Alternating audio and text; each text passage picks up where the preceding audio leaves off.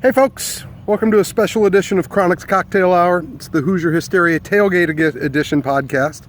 We're coming at you live from the Assembly Hall parking lot. It is a beautiful day in Bloomington. We got a great panel here starting from left to right. The esteemed Dr. Galen Clavio, founder of Crimson Cast. In the center, first time joining the podcast live, in person from B-Town, in B-Town, up from Texas. Jerod Morris of Assembly Call. On the right, friend of the pod, Alex Bozich, founder and editor of Inside the Hall. How are we doing today, fellas? Wonderful. Great. It's a delightful day. It is perfect out. Couldn't be better. IU football's doing well against the Rutger. It's officially basketball season in Indiana. Hoosier Hysteria starting as early as I can remember this year. What are we looking forward to tonight? What's got your attention? What are you excited to see? What do you expect folks to see when we get inside the doors? Okay, let's start with you. Well, what I would expect people to see is a pretty straightforward beginning to the season. I don't think you're going to see a lot of histrionics. Of course, by the time everybody's watching this, we'll already know what we saw to some degree. But, I think it's going to be very workmanlike to start off the season.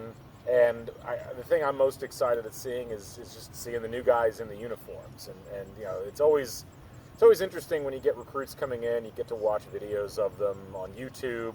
Maybe you saw them in high school or in one of the All-Star games.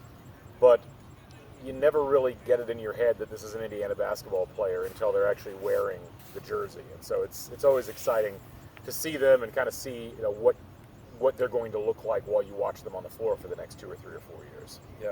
Jared, when's the last time you were at a Hysteria? Oh man, not since I was a student. It's been a long time. For those that don't know, when did you graduate from IU? 2004. Okay. Yeah. Certainly back. Early homecoming this year. Yes. Speaking of recruits, Alex, what do we know about who's going to be here tonight? This is it's certainly a scrimmage. It's a public event. It's a lot like a pep rally. Probably the biggest function of this event, though, is for recruiting purposes. A lot of official visits. Who do we have on campus with us today? Well, the two headliners are obviously Trace Jackson Davis from Center Grove, just up the road, and Keon Brooks from Fort Wayne is going to play his final year at La Lumiere, the prep school in northern Indiana. There's going to be quite a few younger prospects here, but I think one thing that I've noticed different from what Archie Miller has tried to do with this as a recruiting event as opposed to maybe the previous regime is not as many kids coming in, because you can't really dedicate your attention to 45 recruits when they're in there, right? So this weekend's very much about Trace Jackson Davis and Keon Brooks. There are going to be younger kids from Indiana. Christian Lander, the point guard from Evansville area. I think Anthony Leal from Bloomington South will be here as well. But make no mistake about it, just as last year's focus was Romeo and Darius Garland, this year's is Trace Jackson Davis and Keon Brooks, and doing whatever they can to position themselves favorably in those recruitments going forward. Because we sit here and look at 2019 right now. I mean, Indiana's done a really good job with both of those guys, but they really need to get at least one, maybe both, for the 2019 class to look like a success when it's all said and done. How many do you expect him to be filling in next year's class? If you had to guess right now, how many more additions will we see to the 19 recruiting class? I would think a total of 4 would probably be a good guess. Seems fair. 2, they obviously want Jackson Davis and Brooks, and then they're still in there with Isaiah Stewart, I think, a little bit. And, I think they're probably going to want to get another guard. That may have to come via the grad transfer market or something else in the spring, depending on what's available. They've been in the fight with a lot of guys, but it kind of seems like the options here as we move into the fall have kind of dwindled down. So unless some new names emerge, which is always possible, but I would say we might be looking at the spring for another guard, and then obviously the 2 that I talked about, they really want to get those 2 as well. Well, instead of looking too far ahead, let's talk about what's coming immediately here soon. What are you excited about? What do you expect to see from the Archie Miller era season 2? Jared, what's on your radar at the beginning of this year? I think seeing how the new guys meld with the more experienced players, I think is going to be really interesting. I think it feels like it's been a little while since we've entered a season knowing who the clear-cut leader of the team is. And in fact, we've had some off seasons where the coach has been actively saying, I don't have any leaders. And that is not an issue this year. I mean, Juwan Morgan, it feels like, mean, it feels like it kind of happened last year as the season went along, as he really became the team's go-to guy. He felt like he emerged more as a leader, and it definitely feels like he's, fully embraced that role as the team leader this year. And I think that's good because you have a guy like Romeo who's coming in with so much hype and so much expectation, but I think it will allow him to settle in a little bit more. And he obviously has, the pressure of being a go-to scorer and, living up to his own expectations as much as anybody's. But having a guy like Juwan to kind of be that rudder, to be that clear leader, I think will really help him and help the entire team. Because I think this team has a chance to be really good by February and March, but I don't expect it to be smooth sailing early on. You're working in too many new pieces, and it's still a roster that has some question marks. So I anticipate some bumps along the way, but I think, to me, having a guy like Juwan is really going to help them get to that point where everything is kind of clicking on all cylinders much quicker than it would otherwise. Leadership's been an issue that it's kind of been elusive here over the last couple of seasons. It's something that coaches, both current and former, have addressed by name, have basically pleaded for. Juwan certainly seems primed to assume that mantle. Who else do you see taking a leadership position on this team, Galen? That's tough because I think a lot of it depends on what happens at the point guard position. That to me is going to be the real key as far as leadership, because I think obviously Morgan is the one everybody's going to focus on from maybe a motivational perspective. And certainly I think Romeo Langford's going to have an opportunity to come in and lead by example, but we don't necessarily know how he's going to fit within this dynamic. But is Devontae Green going to put it together and be the go-to guy every day at the point position? Does Robert Finnessy emerge as a freshman, and basically take a role similar to what Yogi Ferrell took his freshman year? Do we see Al Durham emerge and do something? That's really kind of the key element as far as leadership is concerned. I don't really know how it plays out yet. Yeah. What do you expect from a rotation this season, Alex? That's actually my biggest question mark, and we've talked about it a lot in the offseason, but this seems like it's been the longest offseason ever. I think it's because of the fact that it has been, based on the fact that March 1st, I think, was the last time Indiana played a game. But the rotation to me, beyond Justin Smith, Romeo, Juwan Morgan, Devontae Green, Evan Fitzner probably, I don't think is very settled at this point. I think there's a lot of question marks. You look at it on paper and you see 14 guys, with maybe the exception of Clifton Moore, because he didn't really show us much last year, but everyone else, at least based on what they did as a high school player or what they've done so far in college, you kind of look at them and say, well, that guy's got a chance to play. Well, realistically, unless you're going to do like a platoon system where you're just shuffling 5 in and 5 out, which I don't think Archie Miller's going to do, you're only going to play 9 or 10 guys realistically on a regular basis. So who is going to separate themselves from, that 6-7 spot to all the way down to 13, 14, I think is going to be a challenge not only in the locker room for those guys trying to earn those minutes, but also for the coaching staff. A lot of these guys are coming in off of decorated high school careers, think they're probably going to play a lot, and reality is going to set in. Guys like Jake Forrest or Demezy Anderson at some point, they're not going to be the guy on this team, right? So how do they adjust to that? So I think this team has a chance to actually have quality depth. I think that's the thing we've talked about a lot in the past. Is this team going to be deep? And we kind of look at it and we think maybe they can, but last year's team, it was, searching for answers all year. Who do we have on the bench that can go in the game and make a positive impact? And there just weren't answers this year. I think it's going to be different in that regard, but I don't think the rotation is going to go beyond 9 to 10 guys, and so I think there's a lot of things still to be settled here. And I think what we see maybe in early November compared to what we see at the end of the season could be totally different with some of those spots as well. Guys have a chance to come in and out. There's just so many names. You kind of look down the roster and you wonder, is that guy going to be a big factor? Jerome Hunter's a guy we've talked about a lot. He's, if not for Romeo Langford, he would be the centerpiece of this recruiting class, and I feel like nobody's talking about him. So that just kind of speaks to the depth that I feel like this roster has a chance to have as the season goes along. One of those guys that stands out to me as well is Race Thompson. Right. He kind of gets lost because he arrived last year, redshirted, so he's been lumped in with this year's freshman class, but he's the one guy that has a year of experience with this team, with this system under his belt already. seems like physically he's certainly got himself in Division I, condition. He looks the part at least. Well, Archie's mentioned a couple times too that he likes to mix it up. Like you can kind of tell by the way Archie talks about him that he likes what race brings. And what'll be interesting about that is we don't know what to expect from Duran, especially early on. So there's going to be some minutes for a big guy to go down there and do some banging. And I mean, he looks as ready to me as anybody, because some of the other guys that you would look at for that are Clifton Moore or Jake Forrester, guys that they have the size, but they don't really have the experience. Right. So if you want to play the lineups where Jawan's not your center, and I think at times Jawan at the 5 is going to be the best lineup, but they're not going to play that all the time.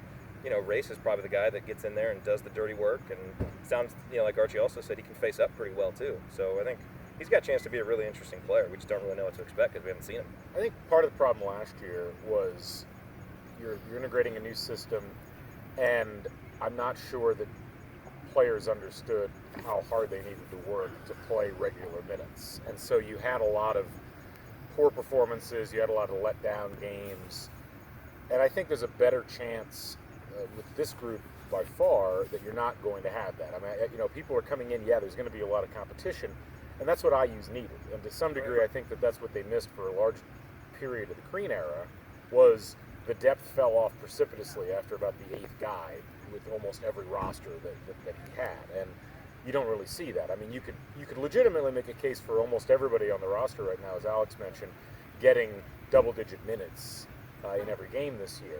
They won't all do it, so how does that shake itself out? And I think that sort of competition is going to be a key to IU competing this year. One of my big questions coming into the season, as you alluded to earlier, is going to be the point guard role. IU struggled there mightily last year, and while shooting certainly seems to have been addressed with this year's class, still some lingering questions over the point guard. Alex, if you had to guess, who gets the call to open the season in the point guard position? Based on what Archie Miller said the other day, and just based on performance last season, I would be surprised if it wasn't Devontae Green. I'd say something has gone wrong if it's not Devontae Green. So I think he's showed at times last year that he was capable of being a pretty good option at that position. If he can make that, I guess he talked a lot about the other day about his mental hurdles that he has to come over, and that was really the focus of his off season. I tried to kind of get him to tell me exactly what that meant, and he couldn't really explain it, but I think from a mental standpoint, that's really where he's got to take a major step forward, and I think it's a bad sign for Indiana if he's not the starting point guard to start the season. Realistically, what's a fair expectation for Rob Finney coming in as a freshman, pulling the backup minutes in that? Like production or minutes or? It's interesting with some of these kids locally, at least for me, on those that are in the central or southern part of the state, you have the opportunity to see throughout the year. Rob, most of my looks at him have all been via, highlight videos and whatnot. What's your impression as far as how able do you think he will be to step in and provide meaningful minutes as a point guard, coming in as a true freshman? He's not a guy that is going to blow you away in terms of his, obviously size at the point guard position. He's a smaller point guard. He's a good but not great athlete. He's a good but not great shooter. But I think the thing that's impressed me the most about him is I feel like more than Devontae, he's more of a pure point guard. He's going to facilitate for others. He's not going to take any crazy shots really or do anything. He may not be capable as much as Devontae is making that home run play, but I don't feel like he's going to go for it very often. So with the guys he has around him, I think that's a good thing, because you've got Romeo who can make the home run play. You got Jawan who can do a lot of things.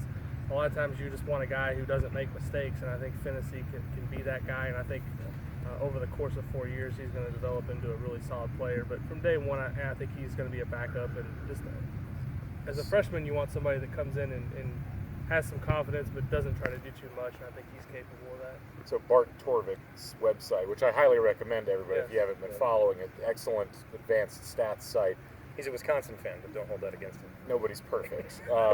But his projection for Devontae Green is an 8.33 statistically. Do you see that as reasonable? Do you think that's about the level you'd expect him to hit? Is that a disappointment if that's where he's at? Or it sounds pretty reasonable based on what we've seen. maybe a little low on the points, I would think. But then you also think Justin Smith is probably in line for a jump. So, 8 points might be if Romeo's getting 17 or 18 a game and Jawan's doing the same and Justin Smith's getting 12 a game, maybe that's all there is. And, I think the key thing for Devontae is just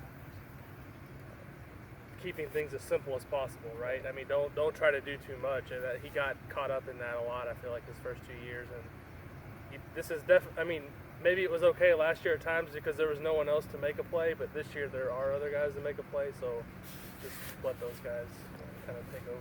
And I'll add about Rob, Brian Tonsoni, who's become a frequent contributor on the Assembly Call, he's an assistant coach at Western High School, and they played McCutcheon last year, and he had the scout for that game, and he came away from that game just so impressed with Rob as a player, because last year he had to score a lot more at McCutcheon, and kind of showed that he could score, and prior to that he'd been much more of a facilitator. And one of his big strengths, I think, you mentioned that he's not a great athlete, but he's really good at understanding pace and how to use, kind of change of pace and, to create space for himself and to create angles. And this may prove to be a statement that I want to take back later, but I'm the king of making those in the preseason. So I'm going to make it anyway. That's explicitly what my podcasts are for, is let's get wild and outlandish. I think there's a chance, and maybe this will happen a little bit later in the season, but for him to almost be a steadying or maturing presence on the offense at times. If Devontae is still a little bit up and down, Robert, I think, is going to be more like you kind of know what to expect. And you won't get as many of the home run plays. He may not have the big 15 to 20 point scoring outbursts. But I think even early on as a player, he was coming to games last year, talking with Archie and watching film. Like, I think he'll have a good understanding of what Archie wants. And just in terms of getting the ball in the position where scorers can do something with it, I think early on, he won't blow you away, but he'll be just solid in terms of doing that. And sometimes, given the talent that we're going to have on offense, that's all we'll need from that position. So I think it feeds into one of the two things I think is most interesting coming into the year is, will the shooting improve? And, ideally, obviously your point guard's going to be able to shoot from outside, but there should be enough around that person this year that they just facilitate other people scoring points. So, last year, I think this has been talked about before, but last year was the worst three-point shooting team in IU history. They shot 32.2% from three. That was worse than the Tom Crean's first year. Tom Crean team. The only team it came close to was the infamous 2003-2004 team, which just basically just chucked rocks at the basket every game. So that has to come up. I mean, just by regression back to the mean, you're going to expect that to come up. But it was also the defensive side of shooting. They allowed, 36.7% from three, which was 200. We're back after a brief technical difficulty. You were saying? Let me continue. I'll just suffice it to say, the shooting numbers were terrible last year, both from three-point and from the free throw line. Those will have to come up this year, and I think they will anyway. But that should help whoever is playing point guard, whether it's Finney, whether it's Devontae Green, because you now have people that can shoot. Obviously, Romeo Langford, Jerome Hunter, Demizi Anderson, who I'm assuming is going to get some minutes. I would expect him to open things up as well. And Evan Fitzner. More than anybody. Yes, absolutely. So that's one of the two areas that I think is really interesting to watch this year. The other one, can the defensive improvements that we saw in the last third of the season last year continue on and maybe even get better throughout the course of this season? The few projections I've seen so far statistically have had the defense hovering around the same, which is about 66th in the country from an efficiency perspective, which is okay, but I'm expecting a much bigger leap than that. So if the offense can jack itself up into the 20 to 30 range nationally, if the defense can get up into the 20 or 30 range, which I think that's the natural progression for an Archie Miller team, then I think, I'm not going to say the sky's the limit, but I think you're looking at a much different scenario in a lot of the games this year versus what we saw last year. And why on earth wouldn't the defense? I mean, it's another year in the system, and but you also have a lot of new guys. That's the thing. The amount of, you've got more athleticism, and that's going to help, but you've also got a lot of youth who's not used to guarding the sorts of clever players that you see in a lot of these Big Ten teams. You also had two huge outlier performances last year, dragging that number down, the Indiana State and Fort Wayne game too. True. So yeah, I mean, to your point though, I would expect it. I'd be surprised if it doesn't get better than that. There were a lot of questions last year. There's a lot of questions this year, but the questions are different. Like last year, it was like, how will this system mesh? And I think we were over-optimistic, you and I especially, Alex, about how quickly they were going to mesh. Me in that. Well, you were over-optimistic on a different podcast. Now I think the question is, all right, we know what the system is, and the players are aware of it. Now it's how quickly can the kids grow up?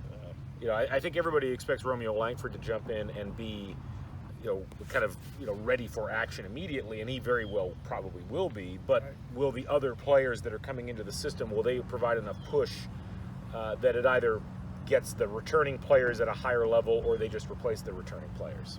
So that brings me to an interesting question as well. What is a realistic expectation of Romeo Langford? Probably the most ballyhooed recruit, obviously highest ranked since since Eric Gordon came in. Local lore, it harkens more closely to Damon Bailey. What is a realistic expectation as far as what Romeo is going to do, and likely what's going to be his only year at IU?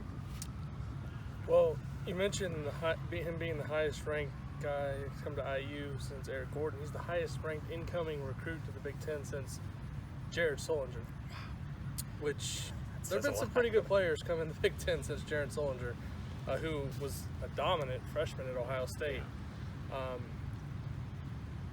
I'm biased because I'm a New Albany person. I watched Romeo Langford probably as much as anybody in the IU media corps. I realistically think he's going to come and average 16 or 17 points as a freshman, which I think is a pretty good season for a freshman in the Big Ten. Is he going to have his share of ups and downs? I think absolutely. Is he going to have bad shooting games?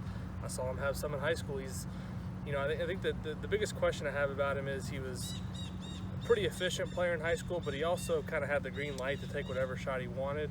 I don't necessarily think they're going to try to rein that in, but I think they're going to have him be a little bit more selective on some of the decisions that he makes on the shots. Playing in high school, where you're clearly the most talented guy, not only on the floor in the state, you can kind of do whatever you want on a game-to-game basis. Here, there's going to be times when opponents try to take him away, and he's got to realize those situations and become a facilitator, which he is a willing passer. But I think Big Ten Freshman of the Year should be the expectation. He's coming in with those type of accolades. I think 16 or 17 points a game, as long as he shoots a good percentage, I think is successful. What people don't want to see is a high volume of shots and low efficiency when you've got guys like Juwan Morgan who can shoot 65% on twos, or Justin Smith who can free himself and get easy buckets on the baseline and dunk the ball consistently. He's got to be aware of kind of what the defense is given to him. And I think one of the most encouraging things of what Archie said the other day about Romeo was that he's just an intelligent player, high IQ, and I think he's going to be able to make those adjustments when needed. So if you were a betting man, what's the starting five? Talking to me? Yeah. I think the starting five to begin the season, I think Romeo, Juwan, and Justin are written in pen. I think Devontae he's pretty much written in pen. I agree with you. Like, if he's not starting, there's going to be an issue. I've, for a long time, thought it would be Zach McRoberts to start the year. I don't know if it'll end that way, but I've always thought that it would be him because of the defensive tone that he sets, because he's a senior, because I think he'll expand his offensive game and shoot a little bit more. But the more that I listen to Archie talk, the more that you hear reports of his shooting, I think there's a chance Evan Fitzner starts the season at center, and that would allow Juwan, obviously, then to not be playing the five right off the bat. So I suppose probably if I were a betting man now, I would switch it to Fitzner because of the shooting, and because I think having a shooter like him out there is really going to help you get off to good starts. And I think Archie seems really impressed with his maturity, and he gives you that other big presence that you're not going to have with Duran. So that would be what I would say right now, but probably between those two guys early, and then as the season goes on, you might see, a Jerome Hunter become a guy who could start, or, a Finney, or, Al Durham is kind of a guy that the coaches really seem to like that doesn't get a whole lot of talk, but, again, we'll have to see how the kind of the point guard position shakes out, but I like Fitzner now. Jerron Davis as well seems to be one of those guys that we just don't know what to expect from him. With the health issue. Yeah, I mean, the comments from Archie and the media availability of the day didn't sound like he was particularly close to being able to contribute that much at all, which, it'll be interesting, not just seeing how long it takes him to get healthy enough to contribute, but what does that contribution look like? I mean, you had to notice last year when Davis went out that the team worked differently and I think more efficiently, particularly on the defensive end. And I don't think that's entirely the fault of Duran. I think there was a lot of progression that the team had to go through anyway. But they got used to not playing with Duran on the floor, and that's really when Juwan Morgan truly found his groove for the second half of the season. I think in the best case scenario, Duran Davis comes in and fits very well, and suddenly you've got this entire another gear that the team defensively and offensively can fit into. But that's the best case scenario, and I just don't know if that actually ends up being what we see in reality. Yeah. Alex, what's your starting five? The same as Jerod, with Fitzer in there. I don't get the sense that with Duran Davis, I don't even know if he was 100% coming into the season if I would project that he's going to start. Right. Just because of what you said, in a lot of ways, I don't want to say the team was better last year without him, but it was different in how it operated, and I think it was more in line of how Archie wants to play. He's like a part from another car. Mm-hmm. Exactly. Yeah. It's like he's a good part. He's a good player. He's got a lot of skill. And he improved a lot And last he improved year, too. a lot. But by the same token, the offense was much slower running out there with him. The defense didn't move as quickly. Right. And there's nothing to say that can't get better, but he's coming off a really tough injury for lateral mobility, and that's really what you need to make this thing work. Yeah. Achilles, unlike ACLs, is That's a rough much one, particularly tougher for a recovery 6'10" period. guy. Yeah. And the team has to play differently when he's on the court. I want to ask you a question, or both of you, really.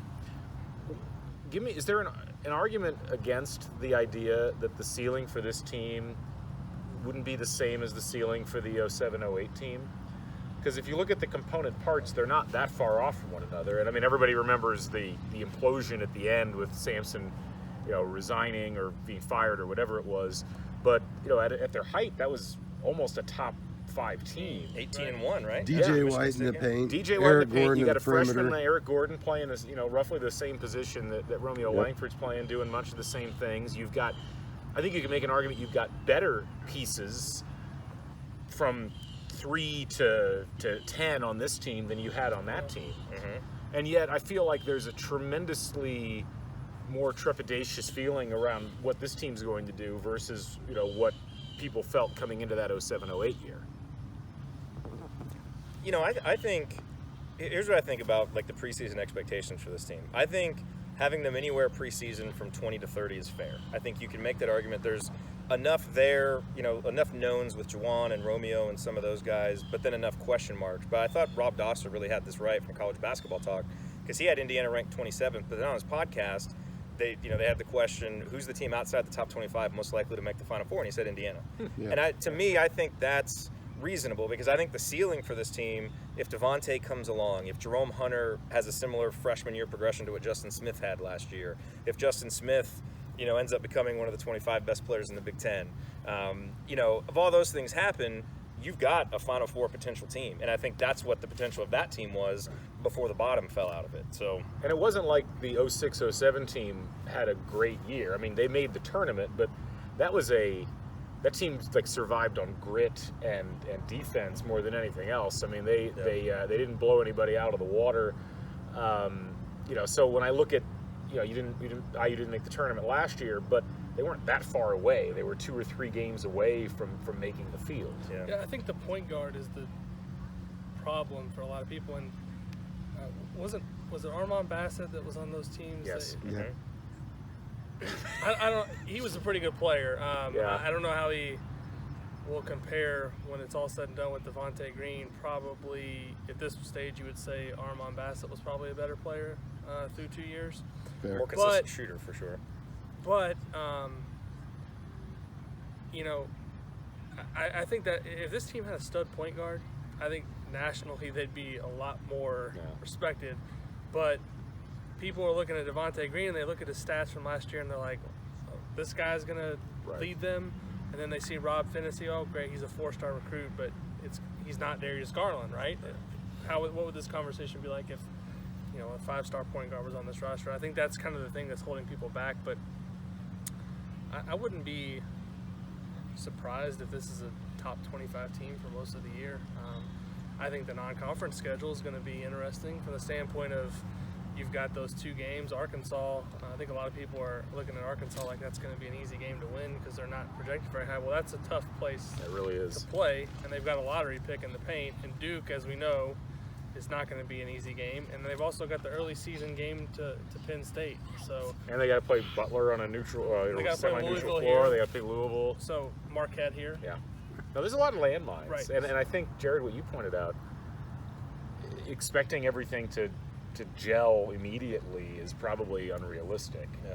It doesn't matter as much in the early part of the season, but I think that perhaps unfairly that's the barometer people are going to be using early on. If it doesn't click immediately, I could see people reacting negatively to it. Mm-hmm. Well, I think the first game will look a lot better than last year's first game. Oh, Instead of God. playing Chicago Better. State Well, versus Indiana State. I think that was a good decision to kind of get a gimme. How high is the Memorial Stadium press box?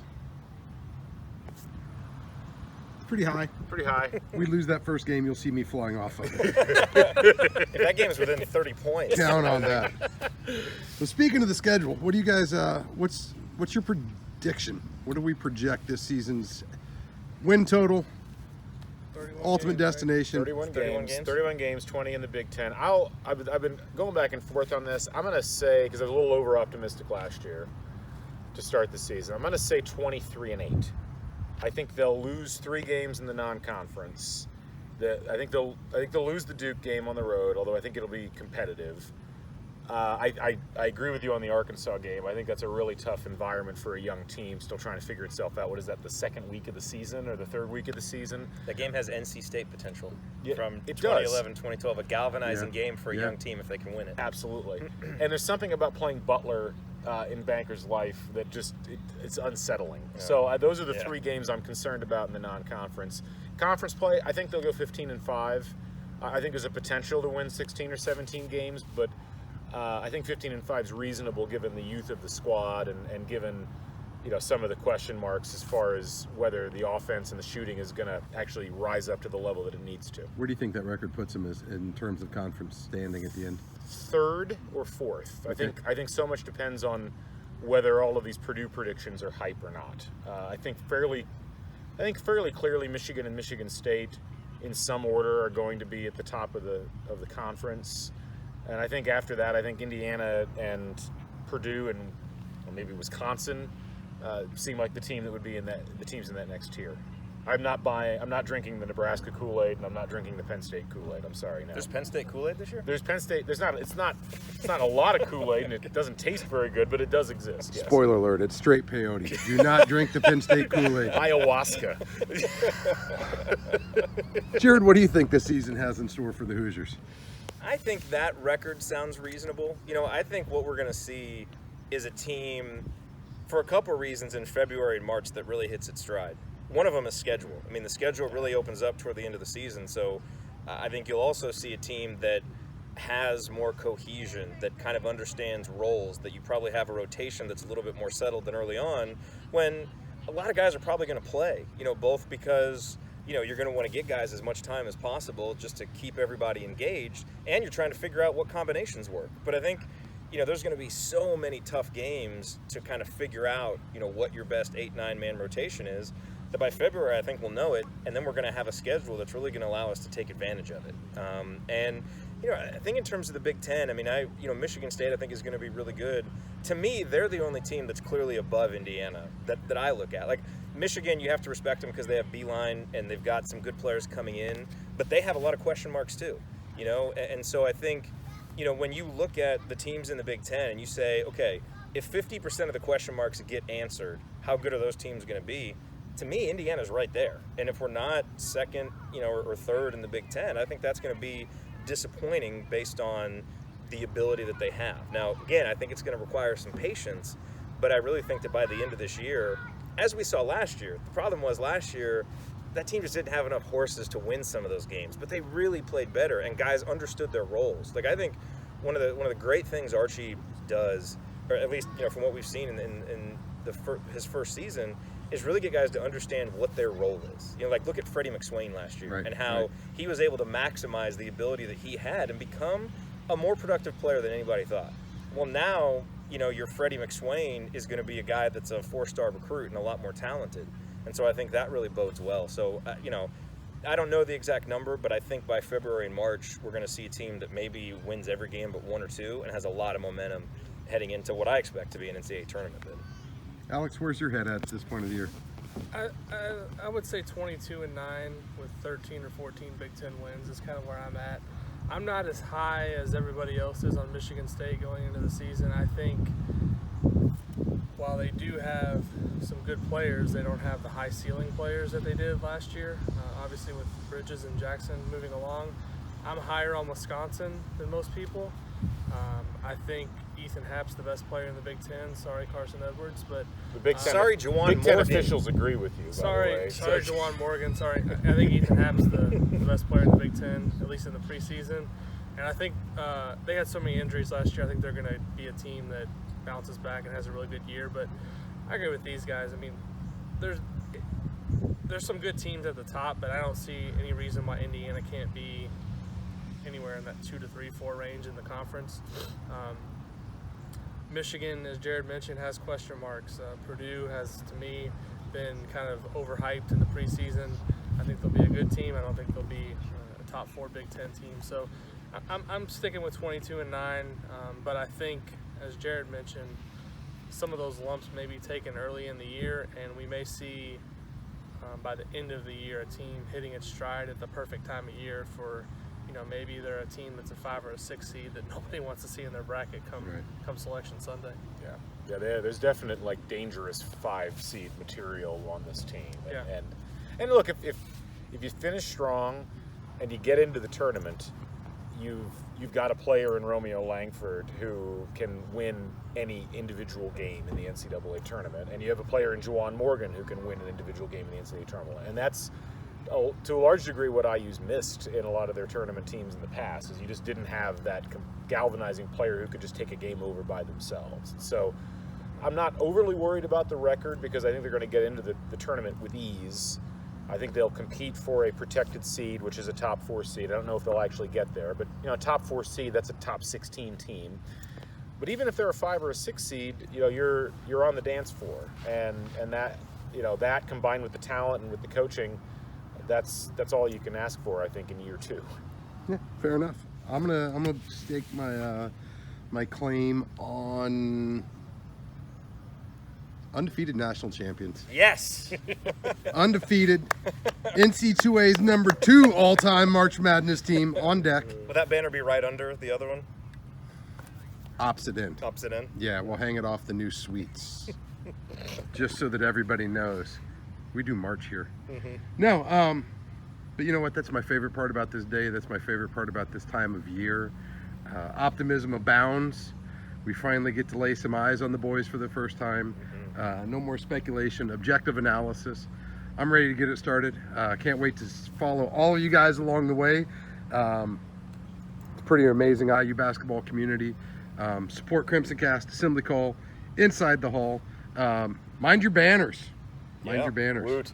We might actually get our own iTunes page someday. We're fancy. Nevertheless, look forward to going on a journey together.